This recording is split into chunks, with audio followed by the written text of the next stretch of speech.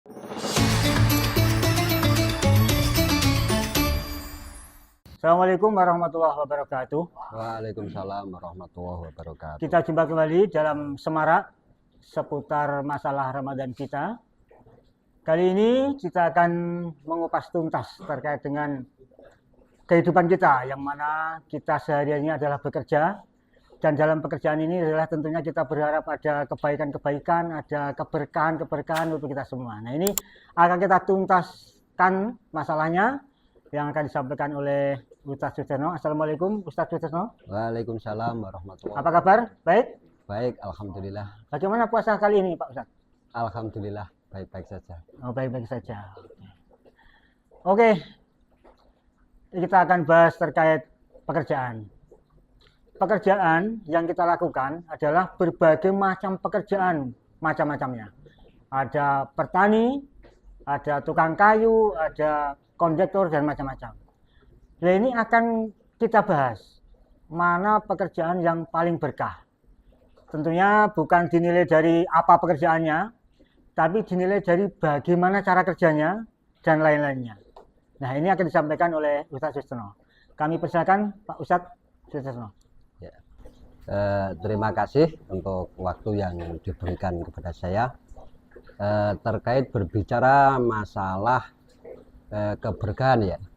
Jadi salah satu indikator keberkahan dalam bisnis yang kita jalankan, dalam pekerjaan yang kita lakukan, ini bukan terletak pada besar hasilnya, akan tetapi juga terletak pada kedekatan kita kepada Allah Subhanahu wa Ta'ala. Karena banyak di luar sana mereka menjalankan bisnis, mereka melakukan pekerjaan, akan tetapi hasilnya banyak, tapi malah menjauhkan diri dari Allah Subhanahu wa Ta'ala, membuat ibadahnya menjadi malas. Padahal yang namanya keberkahan itu adalah bertambahnya kebaikan. Terus di mana letak keberkahannya, di mana letak bertambahnya kebaikan? Apabila pekerjaan-pekerjaan yang mereka lakukan itu menjadikan kita jauh dari Allah Subhanahu wa Ta'ala, menjadikan mereka itu malas dalam bekerja. Artinya begini Pak ya, artinya ketika orang itu bekerja aktif, kemudian dilihat juga ibadahnya juga aktif, berarti itu bisa dikategorikan usahanya itu barokah begitu ya, bermanfaat untuk dirinya karena bisa membangkitkan ibadahnya, bisa semakin rajin ibadahnya, berarti itu bisa dilihat kategorikan adalah pekerjaan yang barokah begitu ya. Mungkin ada penjelasan lain terkait pekerjaan.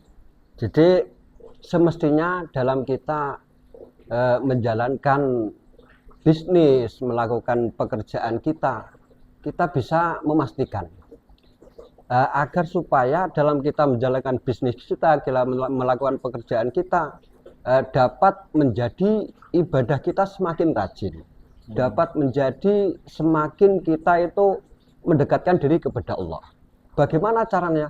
Ya dengan cara mengikuti ajaran-ajaran dari agama kita, ajaran-ajaran yang sudah diajarkan oleh Nabi kita, yaitu Nabi Agung Muhammad Sallallahu Alaihi Wasallam. Selain pekerjaan tersebut, bisnis tersebut dipastikan dalam posisi yang halal, juga cara mendapatkannya juga harus dengan yang baik tanpa menjatuhkan orang lain misalnya. Dan kita juga harus ingat ada salah satu hadis yang menyebutkan, hadis yang diriwayatkan oleh Abu Hurairah, qala Rasulullah Sallallahu Alaihi Wasallam, kullu amrin dibalin la yubda'u bismillahirrahmanirrahim akto.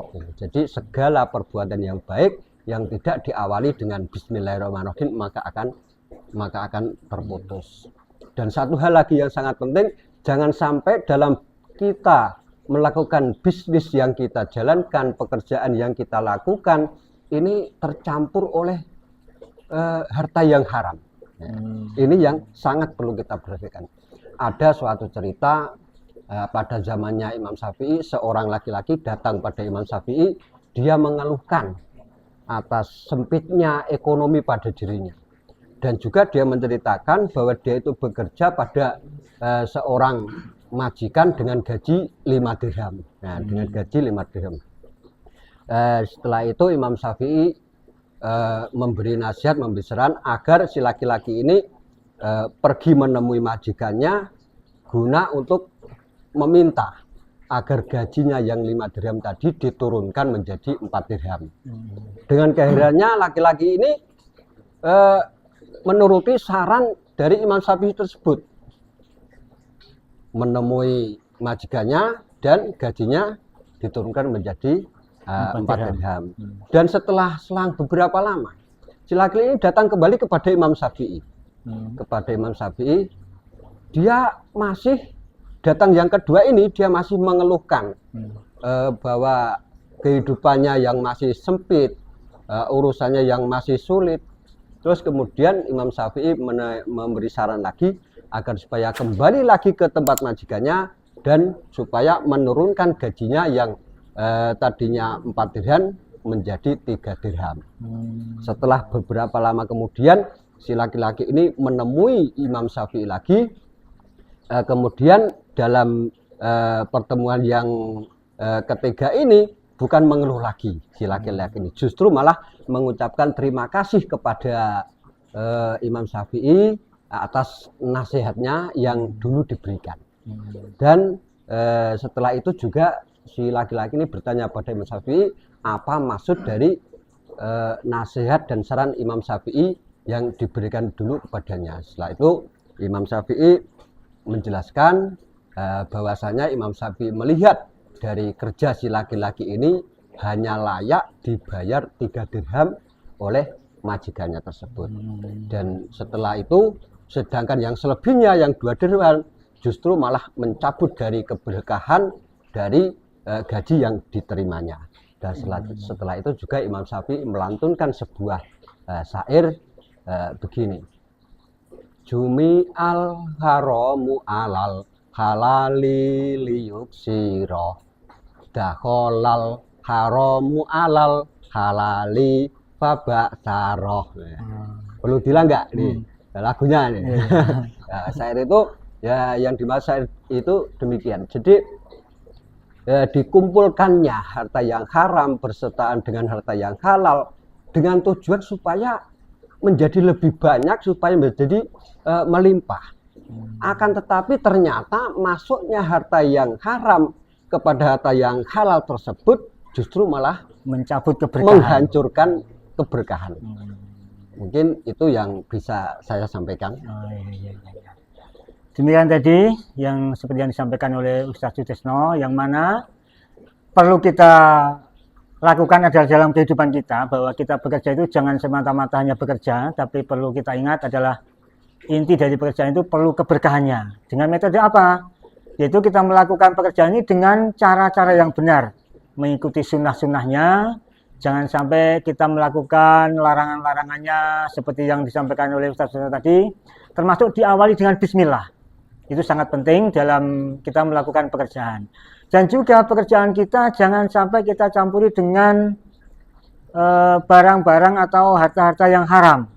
Ini juga sangat penting dan perlu kita pegang bersama bahwa pekerjaan adalah inti utama dari sumber mata pencaharian kita. Seperti tadi yang disampaikan oleh Ustadz Seno, jangan kita campur dengan yang haram dan selalu kita mentaati aturan-aturan yang telah disampaikan oleh Ustadz Seno. Dan seperti yang kita ketahui bersama dalam aturan-aturan agama, yang mana seperti orang dagang tidak boleh berbohong dan sebagainya, yang itu perlu kita taati. Demikian yang kami sampaikan dalam acara Semarak ini, dan kita akan bertemu lagi dalam Semarak berikutnya dengan tema yang berbeda. Dari saya, wassalamualaikum warahmatullahi wabarakatuh. Waalaikumsalam warahmatullahi wabarakatuh.